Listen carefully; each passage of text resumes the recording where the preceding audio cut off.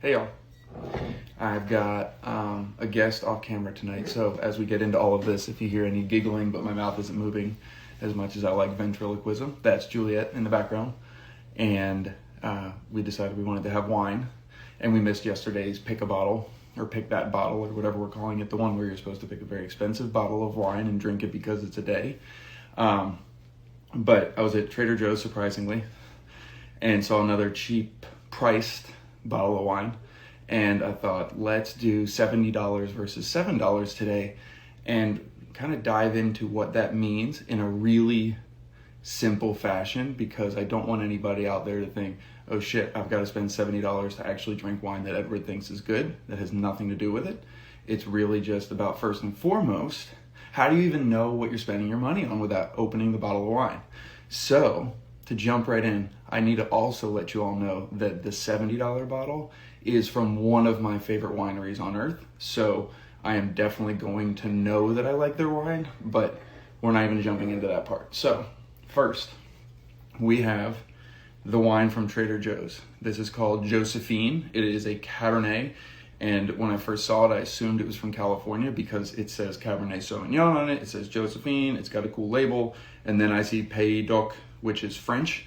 So then I was really confused because it says the grape on it. But that's okay because some areas of France have changed it a little bit. But this was, I didn't care, it was $7. It was from France. And so I just wanted to try it out and saw that it was Cabernet. So we're going to talk about that in a second. But then we have the Clos du Val SVS Cabernet 2017. To note, SVS stands for the Single Vineyard Series, so you can already maybe figure out why this one's $70. But if you were to hold these two bottles, this is one of the first ways we're going to talk about why it's 7 versus 70. And again, I love Clos du Val, so I'm not saying their wine isn't worth $70, but their glass is about 2 times as much in weight.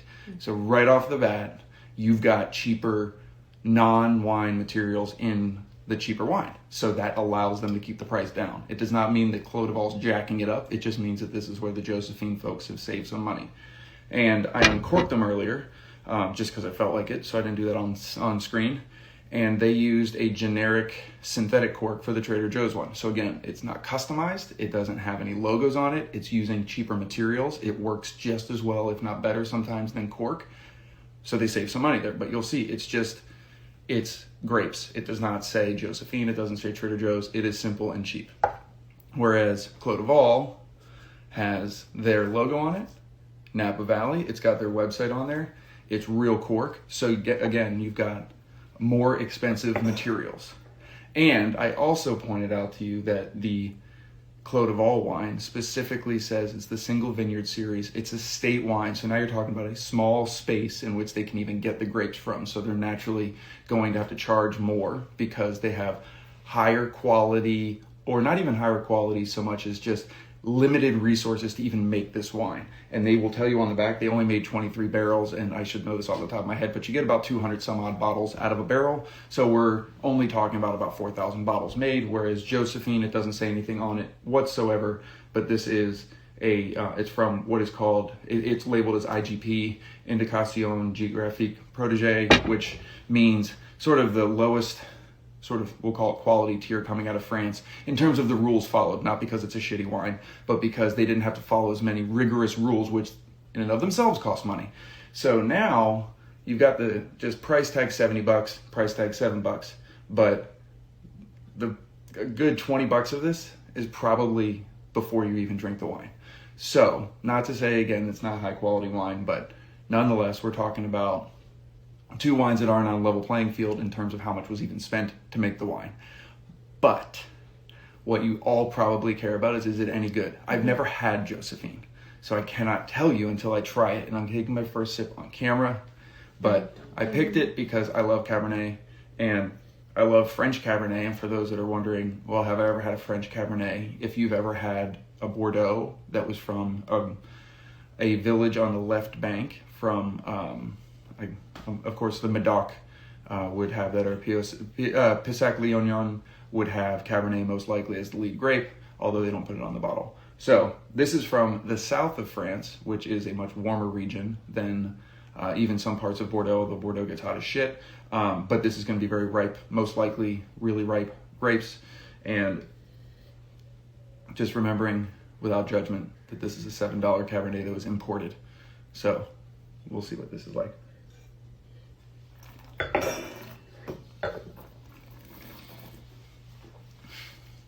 I'm getting looks. So it's more medium body. It's kind of tart. It's it's got a decent finish to it, and I could dive into, if we really wanted to get into it. But the color's pretty good. It's got some, we'll go simple and we'll say purple hues with a red rim. If we want to get into it a little bit more, it's got a little, it's red on the edges. It's opaque. It's a simple, as long as the finish it's simple. It doesn't have a lot. It's got, just imagine if you got that awkward blackberry in your blackberry package. It tastes like that one. It tastes like the one where you're going to look through the package and honestly wonder if there's mold on others. It's equal parts underripe and moldy. So, it overripened itself in the container. No knock on Josephine, but it was an imported wine for $7. This kind of goes back to the Soave Classico that we had. That was good until it wasn't. This one is fine. You know what? If I came to your house and you poured me a glass of this, I wouldn't defriend you. I would probably drink it and have Juliet text me saying there's an emergency at the house. Stop. It is not that It's bad. not that. No, it's not that bad. Just kidding. But it's fine. It really is. And one thing I wanted to point out. Trader Joe's had it on display.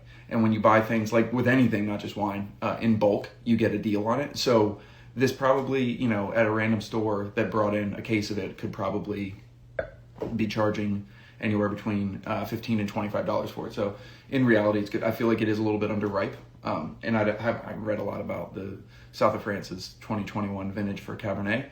They don't have a ton of vintage reports on that because it is a not as popular region. But anyway, so now we're going to drink the good wine based on price and price alone.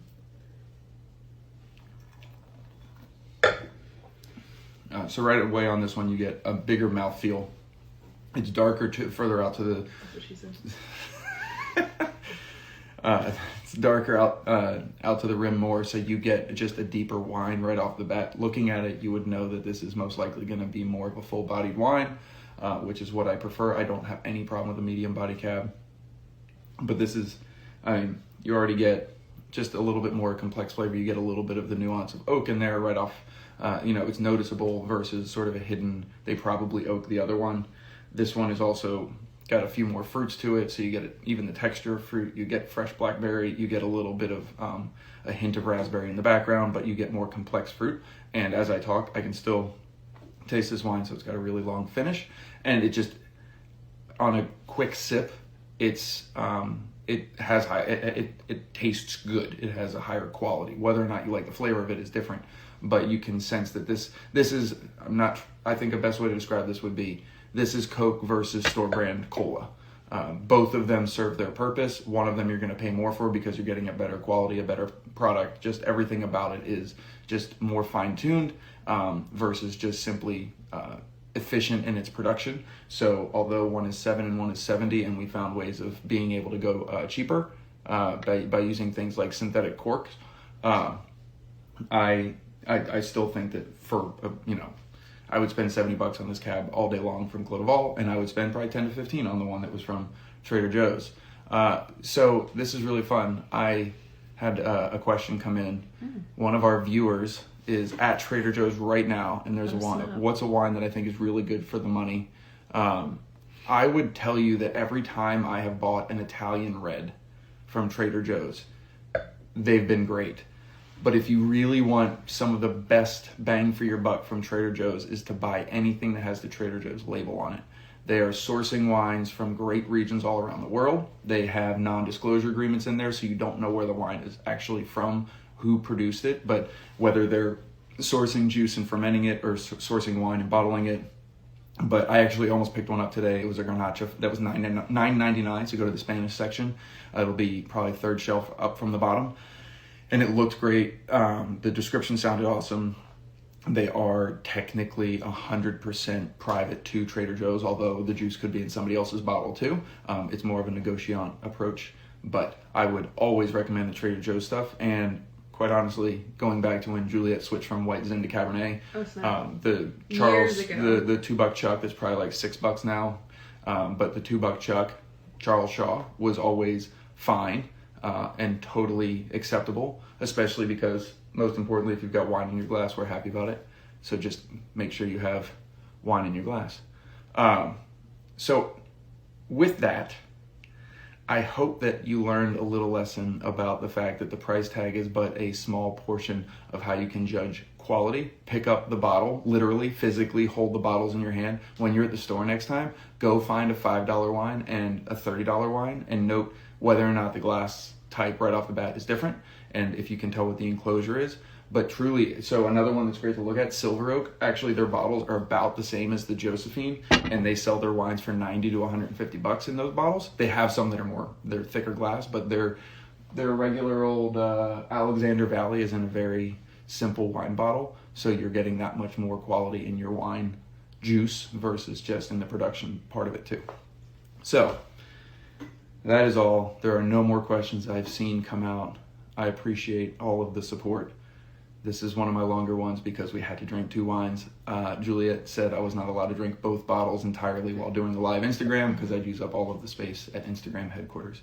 So, thank you all. If you have any questions, send them on over, and I'll see you next week from Vegas. Bye, all.